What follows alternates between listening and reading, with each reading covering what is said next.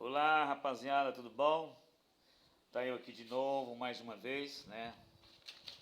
Fazendo esse vídeo, né? Para colocar um pouco das minhas ideias e ver qual é a reação, né?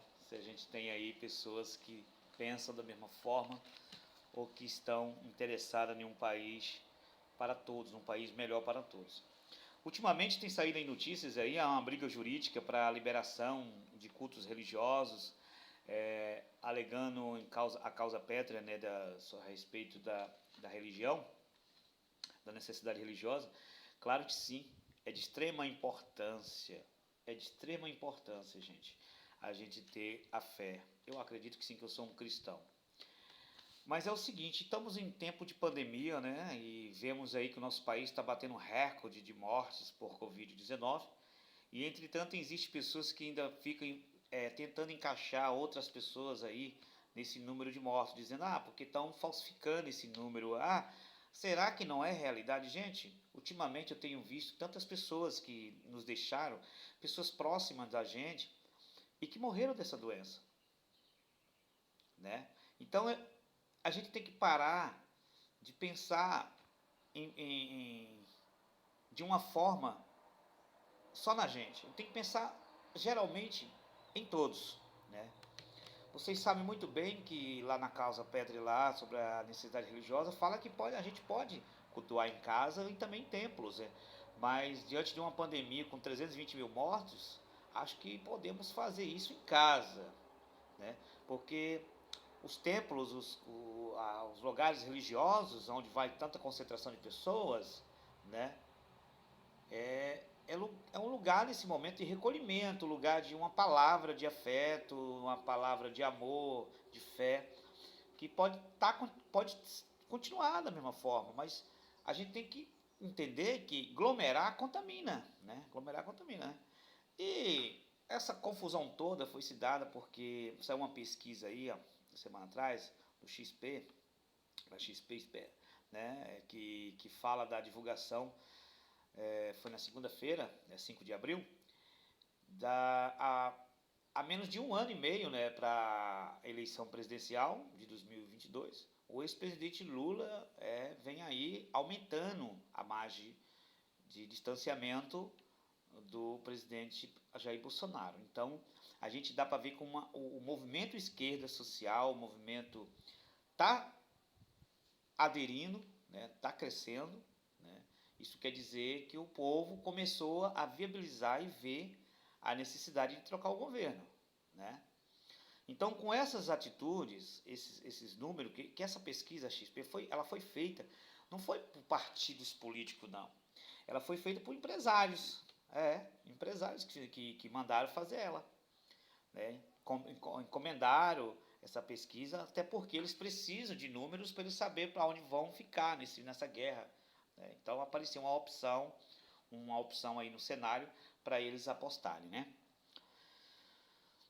Esse não se deve, e essa pesquisa aí caiu como um caldo quente, né? Queimando a língua e todos. Isso no Brasil, nesse momento, é para sacudir a toda a movimentação do mercado, querendo uma previsão para o governo, né?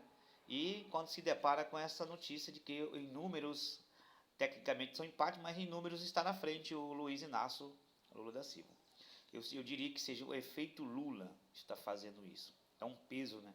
É um peso na medida da direita, que a direita fica aí incomodada, né? Dando um jeitinho para tentar dar uma pressão popular no momento de pandemia. E a pressão popular que eu estou usando é isso, chamando os seus juristas religiosos, né, para dar essa pressão, essa impressão que a esquerda é contra a religião, o direito de culto.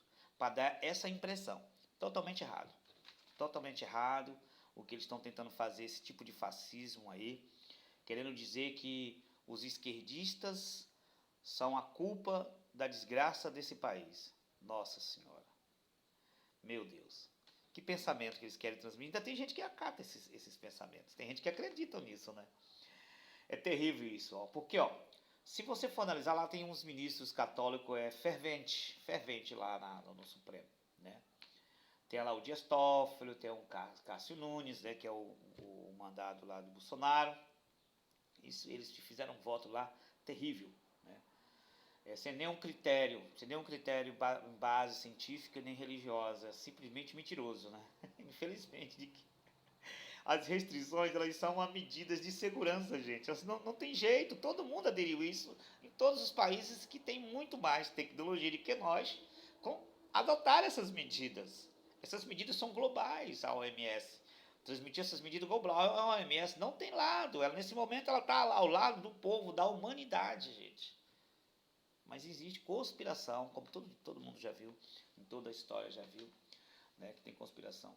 E o governo federal, né? E o governo federal, nesse momento, aponta o dedo para os governadores, dizendo que os governadores roubaram o dinheiro, fecharam os hospitais de campanha, né? Sendo que toda a responsabilidade, num momento desse também, é do presidente da República, da coordenação dele.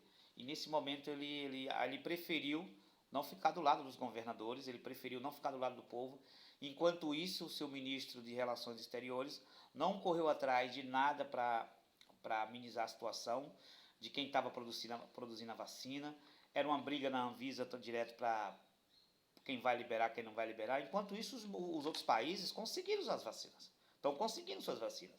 Tem países aí, como os Estados Unidos, que está vacinando quase toda a sua população. E agora, sabe o que vai acontecer com o nosso país? Por causa dessa briga de cabo de guerra aí, de presidente da República contra os governadores, nós vamos ser os últimos a tomar vacina no planeta. Tá? Tá bom para tu? E podemos ultrapassar o número de 500 mil pessoas mortas no Brasil. Isso é uma vergonha. Uma vergonha mundial. Tá? Uma vergonha mundial. Vamos chegar lá, né? O que eu quero dizer é o seguinte. Eles sabem muito bem, os ministros aí que aderiram pela fé também, que é importante, o culto religioso, simplesmente não foi aprovado, né? Infelizmente, estamos em pandemia, temos que entender que eu acho que está na hora da gente se apegar em Deus, está na hora da gente conversar com Deus, mas a gente pode fazer isso em casa mesmo, gente, pode fazer isso em casa. Hoje o que acontece? Se for para dizer assim, é necessário ter um culto porque a instituição precisa das doações, precisa das ofertas, tem um Pix aí, gente, tem um Pix, tá? Só botar lá na telinha do coisa, irmãos, vamos pagar o tal da energia da igreja, transfere pelo Pix, aí paga o dízimo pelo Pix. Mas existe uma coisa muito mais forte aí, que é o dinheiro vivo. O dinheiro vivo ele é mais fácil, né, de não declarar, né? Me desculpe dizer isso. Tudo bem. Os governadores, e ninguém vai dizer assim, quando os governadores estiverem ocupados lá com os UTIs lotadas, morrendo gente na fila, aí ninguém vai dizer assim, vamos já ajudar o governador. Gente, Manaus foi ajudada em última hora porque foi uma pressão muito grande para o presidente da República ajudar Manaus.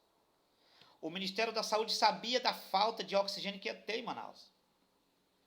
E omitiram. Deixaram o povo morrer. Aí quando o povo fala que o governo é genocida, ele diz que não é. Faz coisas sem pensar. Para ele, se morrer 1000, não está nem aí. Não tem problema nenhum morrer 1000. Não tem problema nenhum para ele se morrer 1000. Né? É esse que é a minha indignação. Eu fico indignado com uma situação dessa.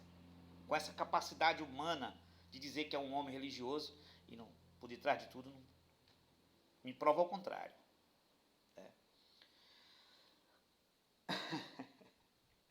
Estamos ficando totalmente sem oxigênio no Brasil. E sem anestésicos, viu? O país está ficando sem anestésico também. Está ficando em falta de anestesias no Brasil. Oxigênio também ficou, né? Estamos lutando aí.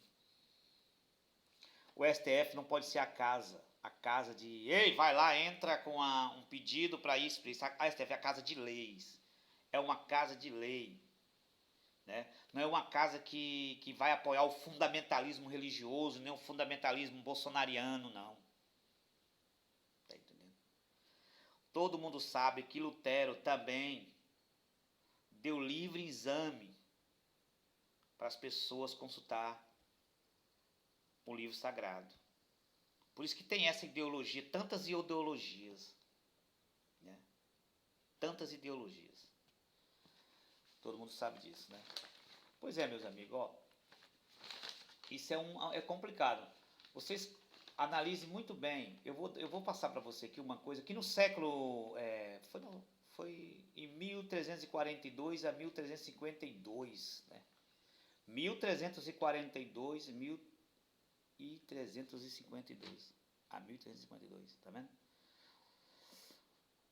O Clemente VI, Papa Clemente VI, mandou fechar todas as igrejas para evitar a contaminação. Gente. Foi no século XIV, tá, gente? Século XIV isso, viu? Isso é história. O mundo já passou por isso, por pandemias, por problemas, e a igreja tomou posição, a igreja tomou uma posição de fechar, tá? De fechar, evitando a contaminação. Ele teve, esse Papa, o Clemente VI, ele teve que brigar também contra seitas. Naquela época estavam surgindo muitas seitas religiosas, cristãs, olha, cristãs, né? Tinha uma seita que chamava Flagelados, que se puniu, eles chicoteavam para punir. Tá morrendo, tá dando uma doença aqui, tá morrendo por maldição, é porque o povo ainda não se livrou dessa maldição, tem que se castigar, tem que fazer isso. Eles eram contra o fechamento. Eles eram a favor de estar aberto e todo mundo morrendo. E eles...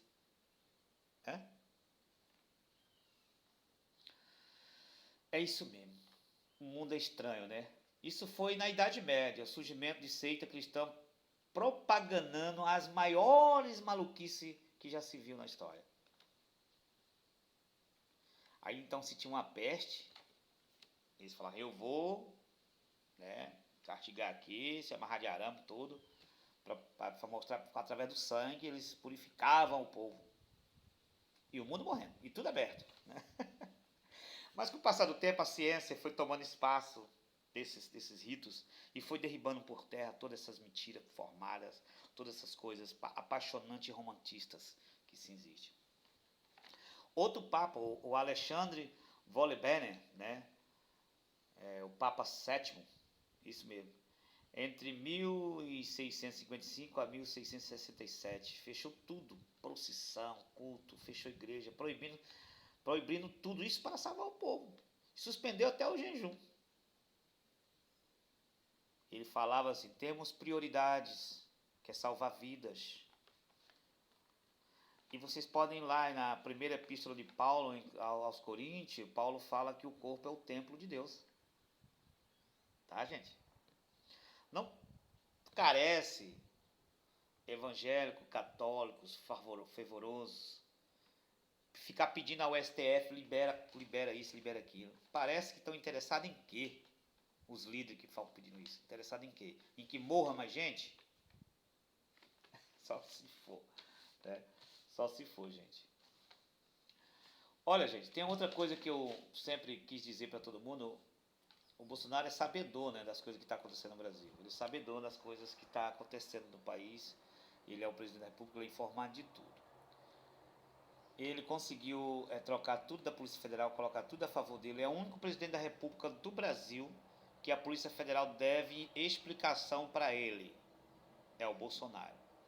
A Polícia Federal, ela é uma instituição do Estado. Ela não pode estar informando, olha, presidente da República, nós vamos investigar o filho do Lula, nós vamos investigar o filho do governador do Pará, ou o governador do Pará, nós vamos investigar.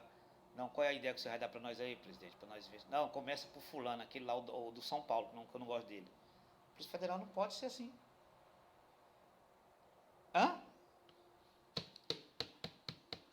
Tudo bem. E ele está descontente agora com a Petrobras, viu? Agora, por último, ele está descontente com a Petrobras por causa do gás, e ele fala que não é a interferência dele, mas que é preciso mudar essa coisa, né, de política de preço da Petrobras. É inadmissível anunciar reajuste de 39% do gás. Nos contratos, né? Fizeram uns contratos lá, tiveram um reajuste. Foram esses e mais alguns argumentos deles, né? Sobre o gás. Agora eu não entendi nada. Se ele fala que não vai interferir, no mesmo momento ele já fala que vai interferir. Não entendi nada, não entendi. O cara fala coisa com coisa, né? É isso aí.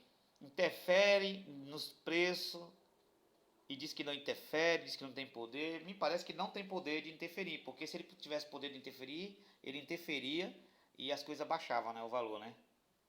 Ou ele manda aumentar. Não, ao contrário, ninguém está entendendo nada. Durante sua campanha, Bolsonaro prometeu o gás a R$ 35. Ele não sabe nada, nem sabe articular nem nada. Olha o tanto que o gás está, o valor que está. Gente, a indignidade nesse país, ou seja, a desigualdade desse país é grande demais, gente. É muito grande. Você que roda o Brasil por aí vê o tanto de pessoas que vão passando por dificuldades nesse momento. Olha, a previsão é de 190% de pessoas morrerem nas filas por Covid-19, à espera de um leito. Não é brincadeira, gente. Não é brincadeira. O maior inimigo nosso é o Covid-19. Hoje, eu perdi um amigo para o Covid-19. Estou aqui triste. Mas é isso aí, né? É dessa forma que o Brasil tem que se suportar com esse tipo de critério, com esse tipo de coisa que sempre vem nos deixando triste. Sempre vem nos deixando triste. Esse tipo de pessoas que não pensa no país, que não acredita na sua população. Olha, gente, tem 22 empresas de carro no Brasil, montadoras de carro, que já estão insinuando que vão fechar. Mas, agora me pergunto, por que vão fechar? Porque não tem ninguém para comprar os seus produtos. Raciocina. A classe predominante rica desse país não vai sustentar essas empresas. Porque essas empresas precisam de alto consumo. E quem pode trazer esse alto consumo para essas empresas? A massa, o povo. Mas se o governo não tem medidas para fazer o povo negociar, comprar, vender, como é que o produto interno bruto vai ter valor e crescer e gerar emprego e renda e riquezas para o país? Que pensamento é esse? A não ser o pensamento de o Brasil é minha caixinha de fósforo. Eu vou precisar sair daqui, eu vou lá nos Estados Unidos, faço minha consulta médica, troco meu carro, boto no navio, trago para cá, rodo por aqui, minha peça eu peço pelo telefone, vem de avião, nos Estados Unidos. E o povo fica aqui sendo gado, só a escravidão total. Igual antigamente. Mão de obra barata. Aí eu te pergunto, tanto de mulheres que foram desempregadas. Tem muitas senhoras domésticas aí paradas. Entendeu? Tem muitos amigos meus que já tem mais de 3 anos que não arrumam emprego. E agora, por último, evidentemente, todo mundo viu, Cajuru conversando, o senador Cajuru, do Cidadania do Goiás, né? Ele conversando com o presidente Jair Bolsonaro, combinando lá, mudar os termos da CPI da Covid. Olha a farsa. Ele quer que inclui prefeitos e governadores. Nós temos 5 mil e tantas prefeituras. Sei quantos miles aí, vereadores, né? 20 e tantos governadores. E, gente, ele quer atrapalhar a CPI. A CPI, ela é um caso isolado nesse momento. Porque ela está investigando o que aconteceu em Manaus, no Amazonas. O que aconteceu no Amazonas foi notório. O descaso que as autoridades federais abandonaram o governador de lá, porque o governador de lá é a oposição do governo federal, e deixou o povo morrer. O povo de lá não é brasileiro não, gente? O povo do Amazonas não é brasileiro não? É isso aí a CPI. A CPI é para apurar isso, se foi crime, se foi intencional aquilo. Nós não estamos aqui perseguindo prefeito tal, governador tal, Não, a população não quer saber disso. Não. A população quer saber por que que em Amazonas aconteceu aquilo lá. Só isso. Mas ele combinando com o Cajuru, para o Cajuru não... Para o Cajuru ser o menino mandado dele lá dentro do Senado. Tá? Isso fica muito bom para os eleitores de Cajuru olhar o tanto que ele fala de responsabilidade, de honestidade, ver o que ele é capaz. Né? Ver o que ele é capaz. De conspirar com o presidente da República contra o Supremo Tribunal Federal também. Pedindo a CPI. Pedindo para ter impeachment de ministros. Né?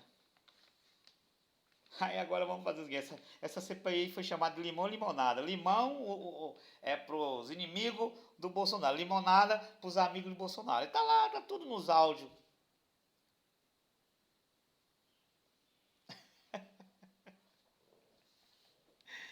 Gente, até quando a gente vai perceber isso, né, gente? Até quando a gente vai acreditar? Eu, sinceramente, eu vou ao ponto aqui dizer uma coisa para vocês. Nosso país chegou a um ponto de não ter orgulho de nada que vem dos governantes aí, nada. Porque só temos aí coisas que nos destroem a nossa imagem. Eu vou falar uma coisa para vocês aqui. Era para mim ter falado no começo do vídeo. Bolsonaro, ele alega, mais o Guedes, que o Brasil não tem dinheiro. Não tem dinheiro, que o Brasil está quebrado. Aí eu vou te falar uma coisa aqui. No dia 20 de dezembro de 2020, agora, há menos de 6 meses, o Brasil estava, ou tem, ou tá, que não mexeram, com 1.450 bilhões de reais em reservas do seu tesouro. Tá quebrado o Brasil? 1 trilhão. Mas quando se fala de distribuir renda, investimento ao povo, né? No mesmo instante, se alega o Estado não aguenta, o Estado está quebrado, o Estado está falido, o Estado não pode investir nisso, naquilo, naquela área, porque isso vai dar um déficit maior nas contas públicas. E esse dinheiro do Tesouro, Guedes, vai para onde? Me fala, para onde ele vai? Os militares, não. Para serviços de compra de armas poderosas para o nosso exército, não. Não. Para onde? Esse dinheiro é para garantir a negociação de juro da nossa dívida. Esse dinheiro serve para governantes como eles fazer com que o nosso povo se torne devedor. Peguem dinheiro em nome da nação, do tesouro, garantindo pagar com juros altíssimos. E por detrás de tudo isso, meu amigo, existe um colapso muito grande. Uma pobreza que vai sofrer, porque esse dinheiro vai todo concentrado em dívida com bancos. Ele não vai gerar nada, só gasto, só vai ser gasto, não vai gerar nada no país. Vai para fora do país esse dinheiro. Esse dinheiro, esse 1 trilhão e 450 bilhões, investindo na massa, no povo brasileiro, ele vai voltar em recursos. Ele vai voltar em impostos, em consumo, em geração de emprego, em geração de renda. Mas não. É só para os grandes esse dinheiro lá. Eu lembro de um amigo meu, que ele não está entre nós, que ele falou um dia: Francisco, eu sou presidente de uma cooperativa, eu fui fazer um empréstimo na Caixa Econômica Federal para a cooperativa. Chegando lá na cooperativa, o gerente da Caixa me atendeu. E a primeira vez ele falou que não estava dando certo, não sei o que, faltavam alguns documentos. Eu fui lá umas 10 vezes. Quando eu cheguei lá, ele foi sincero comigo. Ele falou: fulano, deixa eu te falar. Cara, eu sou muito teu amigo, eu vou te explicar. Nós não vai ter dinheiro para você. Por quê? Você é uma cooperativa agrícola. E aqui o banco está liberando dinheiro para grandes empresas, grandes pecuaristas, grandes frigoríficos, rede frigorífica, construtora. Para você, eles não estão vendo capital de ganho. Então só vai ter dinheiro para você quando os fundos, quando se sobrar desse fundo de empréstimo aqui, que eles não quiserem pegar, aí a gente vai distribuir para os pequenininhos, para não ficar com isso. Tá vendo um negócio desse? Tá vendo um negócio desse? Agora eu vou falar para você o que acontece. Os ricos querem que o povo fique mais pobre. Os ricos querem que quanto mais pobre, mais riqueza fica concentrada em alguém, né? Claro, né? Aí eu fico olhando, tem pobre que não sabe definir o lado que ele está. Ele acha que botar na cabeça dele que o rico tendo muito dinheiro vai gerar emprego. Oh, meu Deus do céu. Tá, vamos lá. A dívida pública do mundo. Vou falar da dívida pública do mundo. Olha, gente, a China, ela tem uma dívida pública de 69%. O Brasil de 89,3%. A Inglaterra de 107%, mais do que o Brasil. A França, 115,2%, mais do que o Brasil. Os Estados Unidos, 132,8%, mais do que o Brasil. A Itália, 157,1%, mais do que o Brasil. E o Japão, 256%. É o aumento da dívida pública do Japão. O Brasil e a China estão entre os países que menos faz dívida pública. E fala que está quebrado. E fala que não tem dinheiro. Agora me explica, Japão com 256% é a dívida pública do Japão. A Itália 157%. Os Estados Unidos, que é o mais rico do mundo, 132%. A França... Gente, acorda, Brasil. Acorda, Brasil. Aqui é um paraíso fiscal para especulação. E o governo brasileiro tornou-se voltar para a mão dos especuladores novamente. Que é esse governo que está aí, que nomeou o ministro da economia banqueiro.